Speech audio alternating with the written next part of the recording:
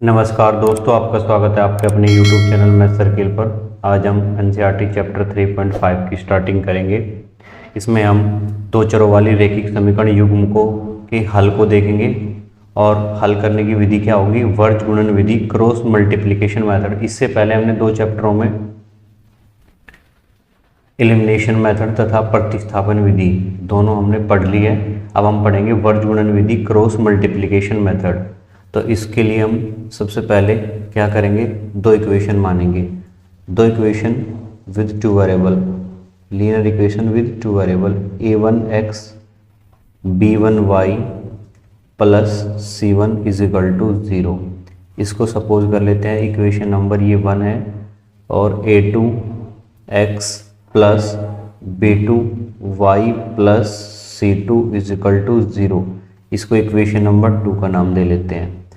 अब इनको हम वर्ज गुणन विधि से सोल्व कर लेंगे। तो सबसे पहले हम क्या लिखेंगे, x अचर है, लाइन करेंगे, फिर y, फिर अंडरलाइन करेंगे, फिर यहाँ पे कांस्टेंट है, इसको 1 अंडरलाइन करेंगे और आपस में इनको इक्वल का साइन लगाएंगे।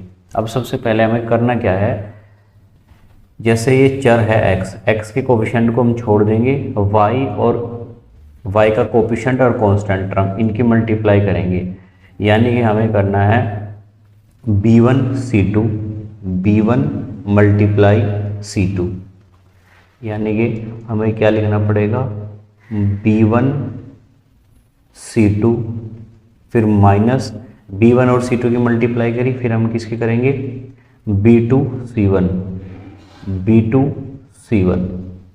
अब हमें y का कोफिशिएंट, y के नीचे क्या लिखना है, अब हम क्या कर देंगे, y के कोफिशिएंट को छोड़ देंगे।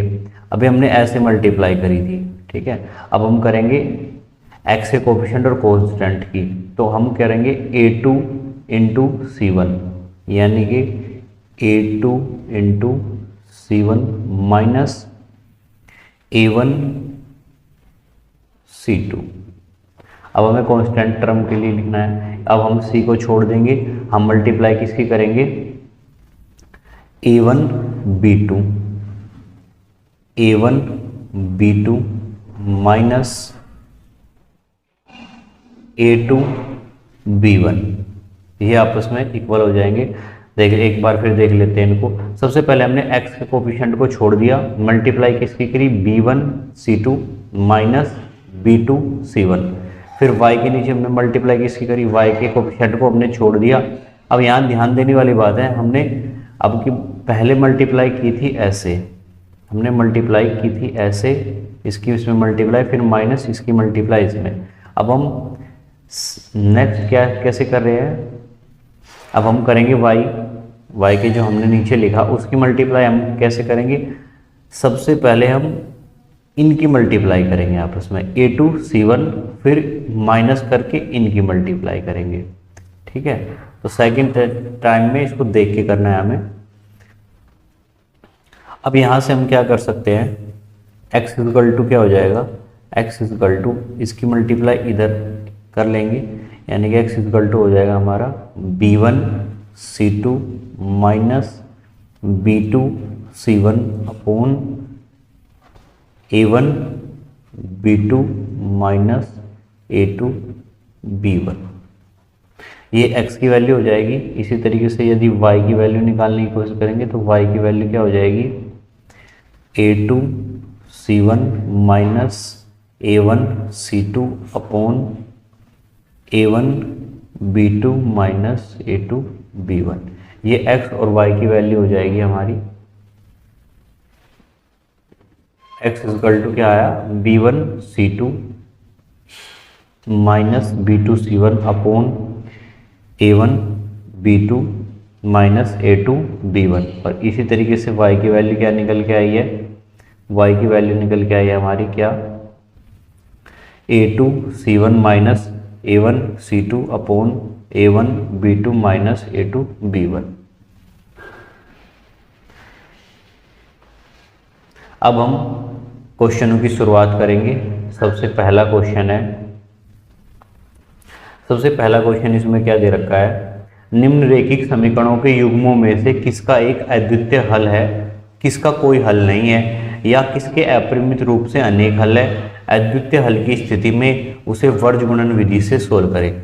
यानी कि हमें ये देखना है इन चारों क्वेश्चनों में से किसका एक यूनिक सॉल्यूशन है, अद्वितीय हल है, तभी हम इनको सोल्व कर पाएंगे। तो सबसे पहले क्वेश्चन को देख लेते हैं। यहाँ से a1/a2 निकालेंगे, इक्वल किसके आ रहा है, a1/a2 1/3 के। फिर हम a2 यानी कि b1 और b2 निकालेंगे यहीं से। b1 और b2 क्या निकले के आया यहाँ से 3/9, यानी कि इसको सोल्व करेंगे तो ये भी क्या हो जाएगा 1/3। हम यहाँ से क्या देख रहे हैं, हमें क्या मिल गया a1/a2 इक्वल b1/b2। और यदि हम c1 इक्वल c2 भी देखें तो डज नॉट इक्वल c1/c2, यानी कि यहाँ से अगर हम c1/c2 की वैल्यू निकालें तो क्या हो जाएगा 3/2। हम क्या देख रहे हैं a1/a2 equal b1/b2 does not equal c1/c2, और ये कंडीशन क्या थी, नो सॉल्यूशन। नो सॉल्यूशन, ये नो सॉल्यूशन वाली कंडीशन थी, यानी कि दोनों लाइन आपस में क्या हो जाएगी, पैरेलल हो जाएगी। ये दोनों लाइनें आपस में क्या हो जाएगी, पैरेलल। और जब ये आपस में इंटरसेक्ट नहीं करेगी कहीं पे भी, या फिर ये एक दूसरे के संपाती नहीं होगी, तो इनका कोई सॉल्यूशन नहीं होगा, तो हम इसका सॉल्यूशन नहीं निकाल सकते। अब क्वेश्चन नंबर सेकंड देखते हैं, यानी कि हम पहले क्वेश्चन का सॉल्यूशन फाइंड नहीं कर पाएंगे, पहले क्वेश्चन का सॉल्यूशन नहीं फाइंड कर पाएंगे। अब सेकंड में देखते हैं, यहाँ से हम क्या देखेंगे a1/a2 किसके इक्वल है 2/3, फिर b1/b2 1/2, यहाँ से हम क्या देख रहे हैं a1/a2 does not equal to b1/b2, तो यहाँ से क्या मिल जाएगा, हमें एक यूनिक सॉल्यूशन मिलेगा। अब यूनिक सॉल्यूशन मिल रहा है हमें दूसरे क्वेश्चन में, तो हम क्या देखते हैं, इसको सोल्व करने का क्या तरीका होगा। हम इन इक्वेशन को लिख लेते हैं। सोल्व करने का तरीका हम वर्ज गुणन विधि से सोल्व करेंगे इसको। 2x plus Y equal to 5 और 3x plus 2y equal to 8। अब हम इनको हल करेंगे। हल करने के लिए हम क्रॉस मल्टीप्लाई मेथड से यूज करेंगे। x y और कांस्टेंट आपस में इसको क्या लिख लेंगे, इक्वल। अब इनकी मल्टीप्लाई करेंगे। सबसे पहले इसको हम क्या, इसको एडजस्ट कर लेते हैं इस इक्वेशन को। यहां से हम क्या कर लेंगे, -5 इजकल टू 0 और इसको क्या लिख लेंगे -8 इजकल टू 0। अब यहाँ से अगर इनको सोल्व करेंगे तो क्या निकल के आएगा, देखिए y का कोफिशिएंट 1 है, मल्टीप्लाई करेंगे 8 से तो कितना निकल के आएगा -8, फिर माइनस माइनस ये प्लस हो जाएगा, यानी कि हम क्या लिख लेंगे +5 टू 10। इनकी 5 की और 2 की मल्टीप्लाई करी हमने तो ये वैल्यू निकल के आई -8 + 10। अब हम करेंगे y के नीचे किसकी मल्टीप्लाई करनी है, अभी हमने ऐसे मल्टीप्लाई करी थी, फिर हम ऐसे मल्टीप्लाई करेंगे। 3 × 5 = 15, यानी कि -15, फिर माइनस इनकी मल्टीप्लाई करेंगे। अब आपस में इनकी मल्टीप्लाई क्या हो जाएगी, यहाँ पे माइनस है और already minus minus minus plus, 8 दूनी 16, यानी कि +16। फिर यहाँ कांस्टेंट टर्म है, इनकी मल्टीप्लाई आपस में हो जाएगी 2 दूनी 4 और -3। तो यहाँ से अगर हम x की वैल्यू, x के नीचे क्या निकल के आएगा यहाँ से 2, और यहाँ पे y अपॉन क्या होगा यहाँ से 1 और यहाँ से 1/1। तो यहाँ से हम क्या कह सकते हैं, x को इसकी तुलना करेंगे और इसकी इसमें तुलना करेंगे, तो यहाँ से हम क्या मिलेगा x इक्वल टू क्या मिलेगा हमें 2, x की वैल्यू 2 मिलेगी और y की वैल्यू भी हमें क्या मिलेगी 1, y की वैल्यू हमें क्या मिलेगी 1। यही क्रॉस मल्टीप्लाई मेथड यानी कि वर्ज गुणन विधि से हम इनको सोल्व कर दिया। अब हम क्वेश्चन नंबर 3 देखेंगे। इसमें क्या दे रखा है, a1/a2 की वैल्यू हमें क्या निकल के आई 1/2। इसी तरीके से यदि हम b1/b2 की वैल्यू निकालेंगे तो हम क्या कह सकते हैं, इसके अपरिमित रूप से, और c1/c2 तीनों आपस में इक्वल है, इसके क्या हो जाएंगे मैनी सॉल्यूशन। जब मैनी सॉल्यूशन होंगे तो हम इसके बहुत सारे सॉल्यूशन नहीं निकाल सकते। इसका मतलब ये रहा कि ये भी क्वेश्चन का सॉल्यूशन हम वर्ज गुणन विधि से नहीं निकालेंगे। ठीक है,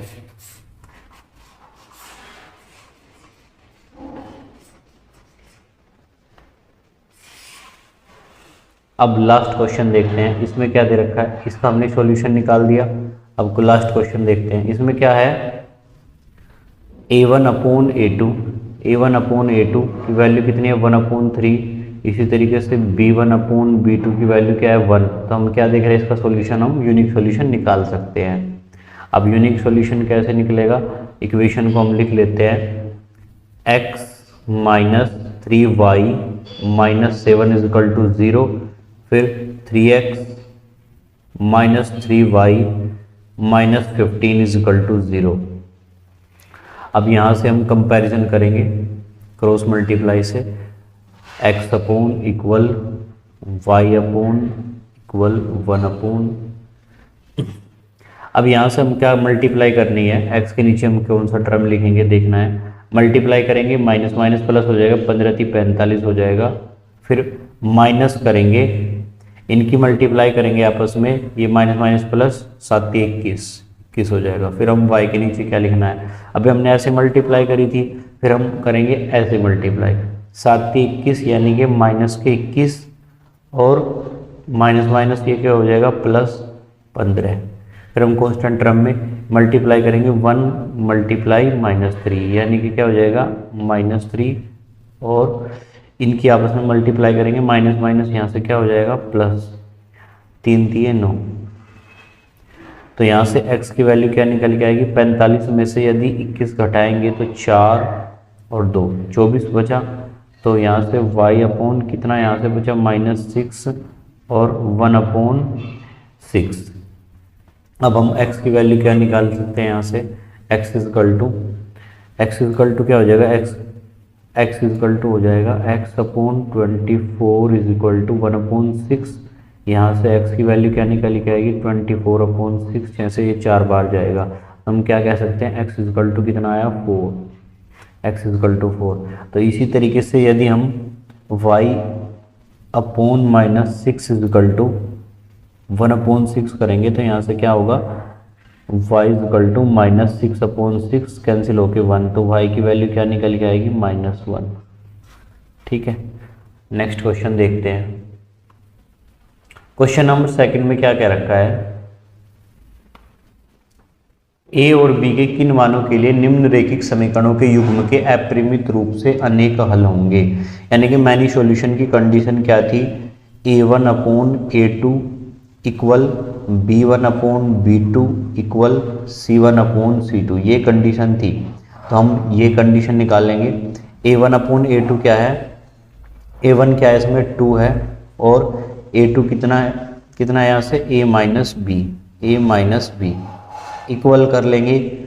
b1 कितना है यहाँ से, b1 है हमारे पास 3, और b2 कितना है a प्लस b।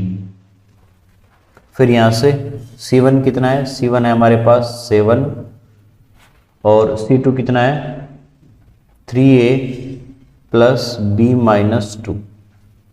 और यहाँ से इसने क्या बोला है, a और b के मान निकालने हैं। यदि हम समीकरण, तो दोनों समीकरण को आपस में इक्वल रख लेंगे। यहाँ से क्या हो जाएगा a प्लस बी। यदि पहली इसको फर्स्ट, इसको सेकंड, और इसको हम क्या नाम लेते हैं थर्ड। अब क्या करेंगे फर्स्ट और सेकंड से, यदि हम फर्स्ट और सेकंड से यदि हम इक्वल रखेंगे, क्रॉस मल्टीप्लाई करेंगे तो कितना हो जाएगा, इसकी आपस में इसमें मल्टीप्लाई होगी और इसकी इसमें मल्टीप्लाई होगी, यानी कि इसकी मल्टीप्लाई इसमें और इसकी मल्टीप्लाई इसमें करेंगे तो क्या हो जाएगा, यहाँ से 2a plus 2b equal 3a minus 3b। यहाँ से अगर हम इसको सोल्व करेंगे, एक साइड में ले जाएंगे इनको, तो हम क्या कह सकते हैं, 2a को इस साइड में ले जाएंगे, यहाँ से बचेगा a, और 3b को इधर ले जाएंगे तो कितना होगा 5b। यहाँ से हम इक्वेशन नंबर a नाम दे लेते हैं। यहाँ से a की वैल्यू कितनी है 5b। अब हम क्या करेंगे, सेकंड और थर्ड से देख लेते हैं, सेकंड और थर्ड से देखेंगे, मल्टीप्लाई करेंगे क्रॉस, तो यहाँ से रिजल्ट क्या मिलेगा हमें, रिजल्ट देखते हैं क्या मिलेगा, 3 3 जा 9a plus 3b minus 6 is equal to 7a plus 7b। यहाँ से सोल्व करेंगे, 7 को इधर ले जाएंगे, कितना बचेगा 2a, और 7 को इधर ले जाएंगे, -4b इक्वल 6। समीकरण नंबर सेकेंड, समीकरण नंबर बी नाम दे लेते हैं। अब हमारे पास दो इक्वेशन निकल के आई है, a इक्वल टू 5b और 2a minus 4b equal to 6। तो हम क्या करेंगे, यहाँ से a का मान समीकरण b में रखने पर a का मान समीकरण b में रखेंगे तो यहाँ से क्या हो जाएगा, इसमें रख देंगे यहाँ पे। तो यहाँ से हम क्या बोल सकते हैं, 2 into 5b minus 4b equal to 6। 5 दूनी 10, 10 में से 4 घटाएंगे, क्या बचेगा 6b इक्वल टू b। तो यहाँ इक्वल टू 6, यहाँ से हम क्या कह सकते हैं, b की वैल्यू क्या होगी 1। हमें b की वैल्यू मिल गई है क्या, b इक्वल टू क्या मिला है हमें 1। फिर हम यहाँ से a की वैल्यू निकाल सकते हैं, a इक्वल टू क्या हो जाएगा 5 मल्टीप्लाई 1 यानी कि 5। तो हमें यहाँ से a की भी वैल्यू मिल गई है क्या, a इक्वल टू कितना 5, a इक्वल टू 5। अगला क्वेश्चन देखते हैं। नेक्स्ट क्वेश्चन क्या है, k के किस मान के लिए निम्नलिखित रैखिक समीकरणों युग्म के कोई हल नहीं होगा। कोई हल नहीं होने की कंडीशन क्या होती है, a1 upon a2 equal b1 upon b2 does not equal c1 upon c2। ये कंडीशन होती है।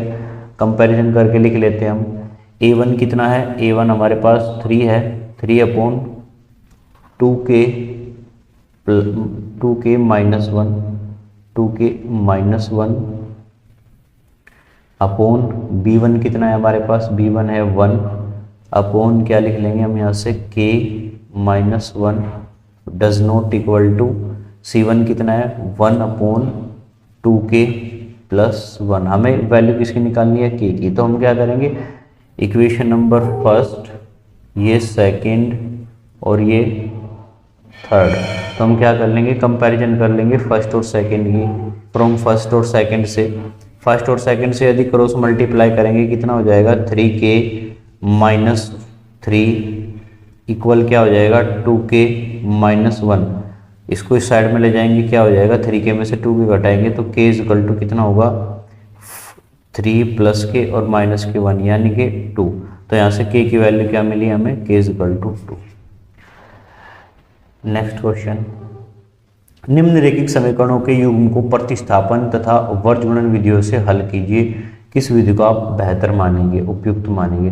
तो लास्ट क्लास में हमने प्रतिस्थापन का सॉल्यूशन कर लिया था कि कैसे प्रतिस्थापन विधि द्वारा सोल्व करेंगे। अब हम क्या करना है, वर्ज गुणन विधि से देख लेते हैं इनको। वर्ज गुणन विधि से अगर हम इनको देखेंगे तो क्या लिखेंगे, x अपॉन y अपॉन और 1 अपॉन, इनको आपस में इक्वल रख लेते हैं। मल्टीप्लाई करेंगे यदि हम इसको और अच्छे से कैसे लिख सकते हैं, हम इनको लिख लेते हैं 8x plus 5y minus 9 equal to 0 और 3x plus 2y minus 4 equal to 0।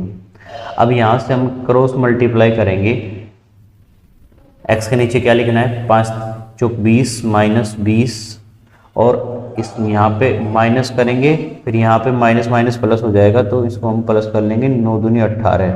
फिर y के नीचे क्या लिखना है, अभी हमने ऐसे मल्टीप्लाई करती है, फिर हम इसे ऐसे करेंगे, 9 × 27 माइनस के 27, फिर माइनस माइनस प्लस 8 चौक 32। अब हम 1 के नीचे क्या लिखना है, इनकी मल्टीप्लाई करेंगे, 8 दूनी 16 माइनस 5 × 15। तो यहाँ से x अपॉन क्या हो जाएगा, x अपॉन क्या लिख लेंगे हम, और y अपॉन क्या लिखेंगे, 1 अपॉन क्या लिखेंगे। यहाँ से क्या लिख सकते हैं, -2 और ये माइनस के 27 है और 32, तो यहाँ से हम क्या लिख लेंगे 5 और इसको क्या लिख सकते हैं, यहाँ पे क्या हो जाएगा 1। अगर हम इनको सोल्व करेंगे तो x इक्वल टू क्या हो जाएगा -2 और y इक्वल टू क्या हो जाएगा 5। y की वैल्यू क्या मिलेगी हमें 5। नेक्स्ट क्वेश्चन देखते हैं, इसमें क्या क्या रखा है। क्वेश्चन नंबर 4, निम्न समस्याओं में रैखिक समीकरण युग्म बनाइए, उनके हल जिनका अस्तित्व हो किसी बीजगणित विधि से करिए, यानी कि हमें कोई भी विधि से हमें करना है। जो अभी हमने बीजगणित विधि पढ़ी थी, पहली क्या पढ़ी थी, प्रतिस्थापन विधि यानी कि सब्स्टिट्यूशन मेथड। सेकंड पढ़ी थी हमने एलिमिनेशन मेथड यानी कि, और थर्ड पढ़ी है अभी हमने कौन सी, क्रॉस मल्टीप्लाई मेथड। अब हम इसको पहले क्या कर लेते हैं, इसको हम बीजगणित रूप में लिखने की कोशिश करेंगे। एक छात्रावास के मासिक व्यय का एक भाग नियत है तथा शेष पर इस पर निर्भर करता है कि छात्र ने कितने दिन तक भोजन किया है। जब एक विद्यार्थी ए को 20 दिन का भोजन करता है तो 1,000 रुपये छात्रावास के रूप में अदा करना पड़ते हैं, जबकि एक विद्यार्थी बी को 26 दिन भोजन करता है, छात्रावास के व्यय के लिए 1180 रुपये अदा करना पड़ते हैं। नियत व्यय और प्रतिदिन के लिए खर्च, तो हम क्या मान लेंगे, माना नियत व्यय, माना नियत व्यय क्या मान लेंगे हम, x रुपये, और प्रतिदिन का खर्च, प्रतिदिन वाला व्यय क्या मान लेंगे हम, y रुपये।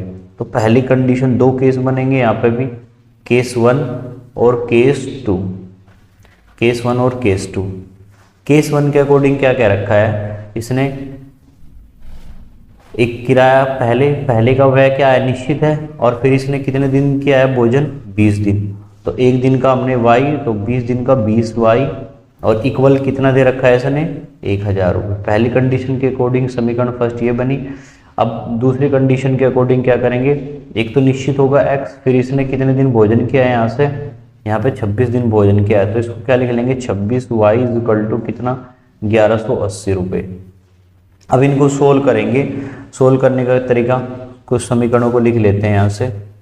क्या समीकरण प्राप्त हुआ हमें, दो समीकरण, x equal to 20y equal to 1000, समीकरण नंबर फर्स्ट, और समीकरण सेकंड क्या आई है, x plus 26y equal to 1180, समीकरण नंबर सेकंड।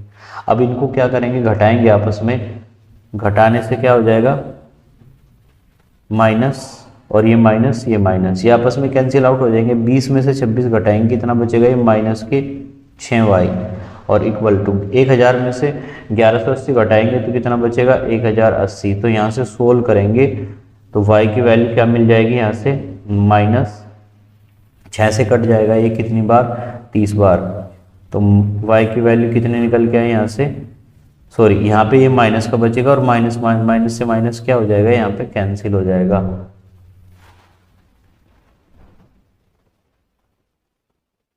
तो y इक्वल टू क्या हो जाएगा, यहाँ से y इक्वल टू हो जाएगा यहाँ पे 30, y इक्वल टू हो जाएगा हमारा 30। अब हम y की वैल्यू समीकरण सेकंड में रख लेते हैं, इसमें y की वैल्यू रखेंगे तो क्या हो जाएगा, समीकरण फर्स्ट में रखेंगे, आसान रहेगा। समीकरण फर्स्ट में रखेंगे तो क्या होगा, x प्लस 20 गुना 30 इज इक्वल टू 1000। तो x प्लस ये कितना हो जाएगा, 600, 1000, तो x की वैल्यू क्या हो जाएगी, 400। यहाँ से x की वैल्यू। क्वेश्चन नंबर नेक्स्ट देखते हैं। नेक्स्ट क्या दे रखा है, एक भिन्न 1/3 हो जाती है जब उसके अंश से 1 घटाया जाता है, और 1/4 हो जाती है जब उसके हर में 8 जोड़ा जाता है। तो हम क्या मान लेंगे, माना भिन्न का अंश, माना भिन्न का अंश, भिन्न का अंश, भिन्न का अंश क्या है, x, और हर को भी क्या मान लेते हैं, y। तो भिन्न यहाँ से क्या बनेगी, x अपॉन y, ये भिन्न बनी। अब दो केस दे रखे हैं इसने, केस 1 और केस 2, केस 1 और केस 2, इसके अकॉर्डिंग देख लेते हैं, केस 1 और केस 2।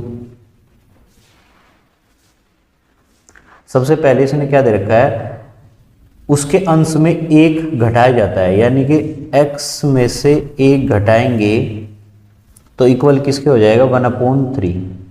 फिर इसने क्या बोला है, हर में 8 जोड़ देंगे, यदि x अपॉन y प्लस 8, हर में 8 जोड़ दिया तो क्या हो जाएगी, 1/4। इन इक्वेशनों को आपस में क्या कर लेते हैं, अब हम सोल्व। तो मल्टीप्लाई करेंगे, कितना हो जाएगा, यहाँ से 3x minus 3 is equal to y, यहाँ से हम क्या कह सकते हैं, 3x minus Y is equal to क्या होएगा 3। इक्वेशन नंबर फर्स्ट लिख लेते हैं इसको। अब इनको सोल्व कर लेंगे, क्या हो जाएगा ये 4x is equal to Y plus 8। समीकरण नंबर ये क्या हो जाएगी सेकेंड। अब हम क्या करेंगे, या फिर इसको और भी लिख लेंगे आगे, क्या लिख लेंगे इसको 4x minus Y is equal to 8, समीकरण नंबर सेकेंड। अब इनको सोल्व करेंगे, यानी कि क्या है समीकरण हमारे पास 3x minus Y is equal to 3 और 4x minus Y is equal to 8।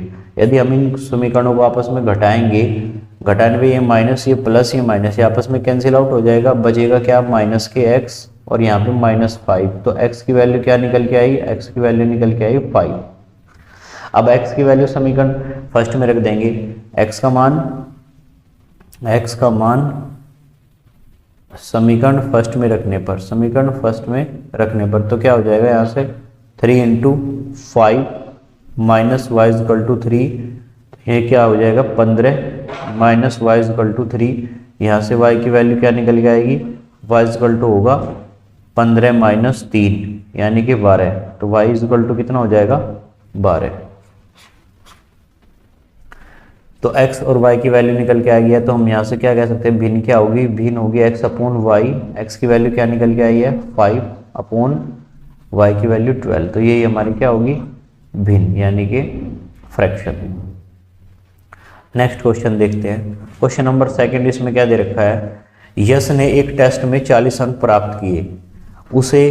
जब उसे प्रत्येक सही उत्तर पर 3 अंक मिले तथा अशुद्ध उत्तर पर 1 अंक की कटौती की गई। यदि उसे सही उत्तर पर 4 अंक मिलते और अशुद्ध उत्तर पर 2 अंक मिलते तो यश 50 अंक अर्जित करता। टेस्ट में कितने अंक थे। तो मान लेते हैं इसमें, माना सही उत्तर पर अंक, माना सही पर्सन पर अंक सही यदि उसने उत्तर दिया, सही उत्तर लिखेंगे इसको, सही उत्तर पर अंक, सही उत्तर पर अंक हमने क्या मान लिए x, और गलत उत्तर पर हमने अंक क्या मान लिए y। अब यहाँ से 2 केस बनेंगे, केस फर्स्ट और केस सेकंड। केस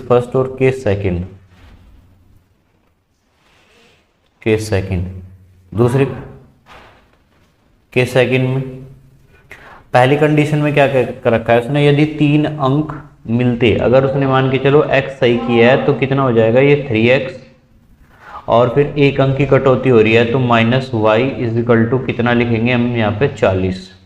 फिर इसी के अकॉर्डिंग इसने यदि 1 अंक पे 4 मिलते तो 4x minus 2y is equal to कितना लिखेंगे 50। एक बार फिर देख लेते हैं इसमें, यदि इसने 3 अंक पर 1 अंक के लिए x अंक मिल रहा है, 3 क्वेश्चन सही किए तो कितना हो जाएगा, सॉरी इसने x क्वेश्चन सही किए, 1 क्वेश्चन के लिए 3 मिल रहा है तो 3x, उसने y क्वेश्चन गलत किए तो 1 क्वेश्चन इसने गलत करने पर 1 क्वेश्चन कट रहा है तो कितना हो जाएगा -y। तो यानी कि 3x minus Y is equal to 40, और इसी के according 4y minus 2y is equal to 50। अब इनको आपस में क्या कर लेंगे, सोल्व करेंगे। सोल्व 3x माइनस वाई, इसको समीकरण फर्स्ट और इसको समीकरण सेकंड क्या करेंगे, समीकरण फर्स्ट में 2 से क्या कर लेंगे गुणा, समीकरण फर्स्ट में 2 से गुणा करने पर, 2 से गुणा करेंगे क्या हो जाएगा ये 6x minus 2y is equal to 80। इसको समीकरण नंबर थर्ड का नाम दे लेंगे, और 4x minus 2y is equal to 50, ये समीकरण नंबर सेकंड थी। अब इनको आपस में क्या करेंगे, सोल्व करेंगे, आपस में घटाएंगे तो ये साइन चेंज हो जाएंगे, यहाँ से ये माइनस ये आपस में कैंसिल आउट, तो कितना बचेगा 2x इजकल टू यहाँ से 30, तो x की वैल्यू क्या निकल के आई, x इजकल टू यहाँ से 15, x इजकल टू हम क्या मिला हमें 15। अब x का मान समीकरण फर्स्ट में रखेंगे, x का मान यदि समीकरण फर्स्ट में रखेंगे तो 3 इंटू कितना हो जाएगा 15 माइनस वाई इजकल टू 40, तो यहाँ से 15 थी 45, y इजकल टू कितना हो जाएगा 45 माइनस 40, यानी कि y की वैल्यू हमें 5 मिली। तो हम यहाँ से क्या कह सकते हैं, टेस्ट में कुल कितने पर्सन थे, कुल पर्सन क्या होंगे, कुल पर्सन यानी कि x प्लस वाई कुल पर्सन होंगे, और x कितना है हमारे पास 15 और y कितना है हमारे पास 5, y हमारे पास है 5, तो टोटल कितने पर्सन थे 20। नेक्स्ट क्वेश्चन देखते हैं। क्वेश्चन नंबर 4 है, एक राजमार्ग पर दो स्थान A एवं B 100 किलोमीटर की दूरी पर है। कार A से तथा कार B से एक ही समय पर चलना प्रारंभ करती है। यदि वे कारें भिन्न भिन्न चालों से एक ही दिशा में चलती है तो वे 5 घंटे पश्चात मिलती है। यदि वे विपरीत दिशा में चलती है तो 1 घंटे के पश्चात मिलती है। दोनों कारों की चाल ज्ञात कीजिए। तो हम मानेंगे पहली कार की चाल, माना कार A की चाल, माना कार A की चाल, माना कार A की चाल, इसको क्या मान लेंगे हम x किलोमीटर पर आवर। फिर इसी तरीके से हमने B की चाल मान ली, इसको क्या मान लेंगे B किलोमीटर पर आवर। अब इसने कंडीशन दे रखी है 2, यानी कि इसको डायग्राम से समझ लेते हैं। जैसे ये A है और ये B है, A और B, यहाँ पे इनके बीच की दूरी कितनी है 100 किलोमीटर। पहली कंडीशन में क्या हो रहा है, दोनों एक ही डायरेक्शन में चल रही है। कार A से तथा कार B से एक साथ समय चलना शुरू करती है, यानी कि एक कार यहाँ से चलेगी और एक यहाँ से चलेगी, दोनों एक ही डायरेक्शन में चल रही है। फिर दूसरी कंडीशन में इसने क्या बोला है, दोनों विपरीत डायरेक्शन में चलेगी, यानी कि ये फर्स्ट कंडीशन की बात है A और B। फिर सेकंड कंडीशन में क्या क्या चलेगी, दोनों विपरीत डायरेक्शन में चलेगी, यानी कि A इस साइड में चल रही है तो B इस साइड में चलेगी। तो इस कंडीशन के अकॉर्डिंग हमें डायग्राम कैसे, हमें इक्वेशन क्या प्राप्त होगी। पहली कंडीशन में क्या हो रहा है, 5 घंटे चलेगी यदि A, यदि कार, इसने क्या बोला, यदि कार A से, पहली जो कार है A से चलने शुरू किया यहाँ से, यानी कि ये पॉइंट B है, ये पॉइंट A है। यदि पहली कार ने A से चलना शुरू किया और 5 घंटे बाद ये मिल रही है, तो यानी कि ये 1 घंटे में x किलोमीटर चलती है, तो 5 घंटे में कितनी चलेगी 5x। और इसी तरीके से दूसरी कार 5 घंटे में कितनी चलेगी 5y। अब इसने क्या बोला है, आपस में यदि एक ही डायरेक्शन में चलेगी तो इनकी डिस्टेंस आपस में क्या हो जाएगी, कम हो जाएगी, तो इक्वल हो जाएगा ये आपस में 100 किलोमीटर के, तभी आपस में मिल पाएगी ये। Equation number first. अब सेकंड कंडीशन में क्या क्या रखा है, सेकंड कंडीशन भी देख लेते हैं। A और B दोनों आपस में एक ही डायरेक्शन में चल रही है और एक घंटे बाद मिल रही है, तो x स्पीड से 1 घंटे में x दूरी चलेगी और y स्पीड से 1 घंटे में y दूरी चलेगी। दोनों आपस में एक ही अपोजिट डायरेक्शन में है, तो इनकी डिस्टेंस क्या हो जाएगी, जुड़ जाएगी, और इक्वल किसके लिख देंगे इसको हम 100 के। समीकरण नंबर सेकंड। हमारे पास 2 इक्वेशन बीजगणित समीकरण बन गई है। क्या पहली बनी हमारे पास 5x minus 5y is equal to 100, इसको हम कॉमन लेके 5 सोल्व कर लेंगे, तो x minus Y is equal to कितना हो जाएगा 20। इसको समीकरण नंबर थर्ड का नाम दे लेंगे। और समीकरण नंबर सेकंड क्या है हमारे पास, x plus Y is equal to कितनी है 100। इसको समीकरण नंबर सेकंड सोल्व करेंगे, यदि आपस में कैंसिल आउट हो जाएगा ऐड करने पर, तो ये कितना हो जाएगा 2x इजकल टू 120, यहाँ से x इजकल टू कितना मिला 60, x की वैल्यू हमें क्या मिली 60। इसी तरीके से यहाँ से y की वैल्यू क्या हो जाएगी 100 माइनस 60, तो y इजकल टू कितना हो जाएगा 40, y की वैल्यू 40 मिली। तो कार A की चाल कितनी है, कार A की चाल हम क्या कह सकते हैं, कार A की चाल है हमारी 60 किलोमीटर प्रति घंटा, और कार B की जो चाल है हमारी कितनी है 40 किलोमीटर प्रति घंटा। नेक्स्ट क्वेश्चन देखते हैं। क्वेश्चन नेक्स्ट है, इसमें क्या दे रखा है, एक आयत की का क्षेत्रफल 9 वर्ग इकाई कम हो जाता है यदि इसकी लंबाई 5 इकाई कम कर दी जाए और चौड़ाई 3 इकाई बढ़ा दी जाए। यदि हम लंबाई को 3 इकाई और चौड़ाई को 2 इकाई बढ़ा दे तो क्षेत्रफल 67 सेंटीमीटर बढ़ जाता है। आयत की लंबाई ज्ञात कीजिए। तो हम क्या करेंगे, माना आयत की लंबाई, माना आयत की लंबाई, आयत की लंबाई को हम क्या मान लेंगे, x मीटर या यूनिट ही मान लेते हैं, x यूनिट, ठीक है, x इकाई, x इकाई। और माना आयत की चौड़ाई, आयत की चौड़ाई को क्या मान लेंगे हम, y। तो इसके अकॉर्डिंग यदि क्षेत्रफल ज्ञात करें तो क्षेत्रफल क्या हो जाएगा, x इंटू वाई, लंबाई गुणा चौड़ाई। आयत का क्षेत्रफल यही होता है, आयत का क्षेत्रफल लंबाई गुणा चौड़ाई। पहली कंडीशन में क्या बोला है इसने, पहली कंडीशन दे रखी है, यहाँ पे देखते हैं केस 1 के अकॉर्डिंग, यदि इसकी लंबाई 5 इकाई कम कर दी जाए, यानी कि लंबाई कितनी है x, लंबाई से हमने 5 घटा दिया, 5 कम कर दिया है, और चौड़ाई 3 इकाई बढ़ा दी जाए, यानी कि चौड़ाई 3 इकाई बढ़ा दी हमने y प्लस 3।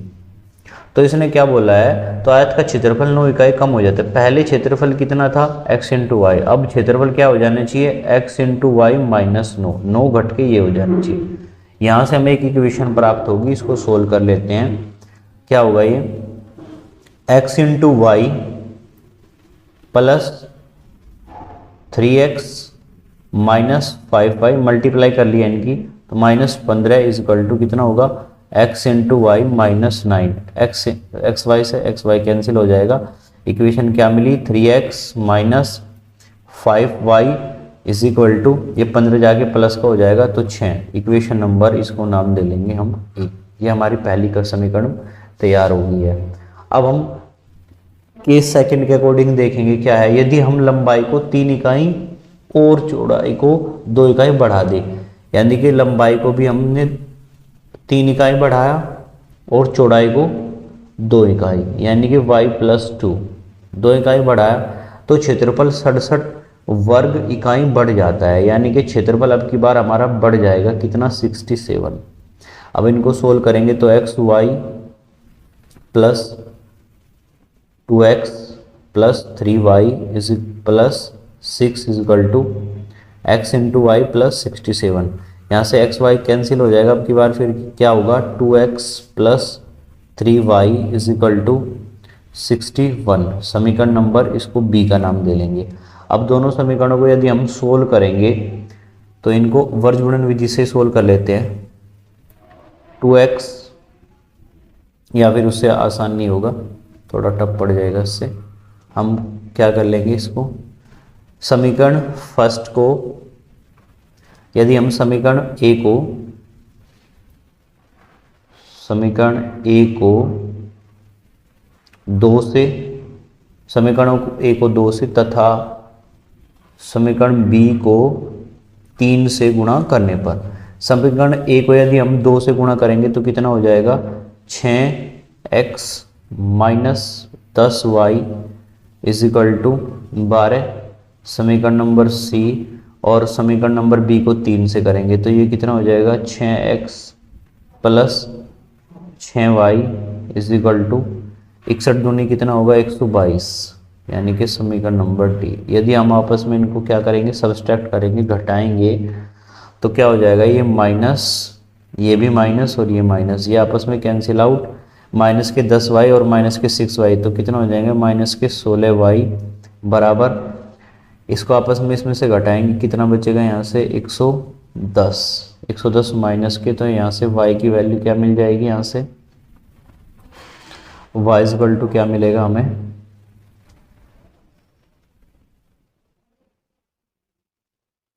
यहाँ से कुछ गलती हो गई, मिस्टेक हो गई, इसको देख लेते हैं दोबारा से क्या करेंगे इसको। यहाँ हमने समीकरण बी में किससे मल्टीप्लाई करी है, हमने 3 से, तो कितना हो जाएगा, 3 दूनी 6x, फिर इसी तरीके से 3 3 9, यानी कि प्लस 9y, और ये 3 से गुणा करेंगे तो कितना हो जाएगा, 183। इसको समीकरण नंबर डी मान लेंगे। अब इनको यदि आपस में क्या करेंगे, सब्सट्रैक्ट करेंगे, घटाएंगे, तो ये माइनस और ये भी माइनस, ये आपस में तब कैंसिल आउट होंगे, और ये माइनस के 10y और माइनस के 9y, तो क्या लिख लेंगे हम इसको, 19y बराबर, ये 182 में से इसको घटाएंगे, कितना बचेगा, माइनस के 161, y से कैंसिल काटेंगे, y इज इक्वल टू 161 कितनी बार जाएगा, यहाँ से अगर हम इनको सोल्व करेंगे तो हमें y की वैल्यू क्या मिलेगी, यहाँ से क्या लिख लेंगे 19y इजकल टू प्लस के 12 और माइनस के 181, यानी कि माइनस के, ये भी माइनस के 171 मिलेगा। तो y की वैल्यू क्या हो जाएगी 19 में 171, y की वैल्यू हमें 9 मिली है। अब y का मान इक्वेशन नंबर b में रख लेंगे, यहीं पे रखेंगे तो क्या मिलेगा हमें, यहाँ से 2 into X plus 3 into 9 is equal to 61। Solve करेंगे तो यहाँ से क्या हो जाएगा 9 × 27, 61 में से 27 घटाएंगे तो यहाँ पे क्या हो जाएगा 2x इजकल टू 61 माइनस 27, 34 और 1 34। तो यहाँ से x की वैल्यू क्या निकल के आएगी, x की वैल्यू यहाँ से निकल के आएगी 17। तो यहाँ से हम क्या कह सकते हैं, लंबाई कितनी थी इसकी, लंबाई तो थी हमारी 17 और चौड़ाई कितनी थी, चौड़ाई थी हमारी 9 इकाई। यदि आपको ये वीडियो पसंद आई हो तो कृपया वीडियो को लाइक करें, कमेंट करें जो भी आपकी क्वेरी हो, और यदि आप चैनल पर नए हो तो कृपया चैनल को सब्सक्राइब करें, अपने दोस्तों के साथ वीडियो को शेयर करें। Thank you.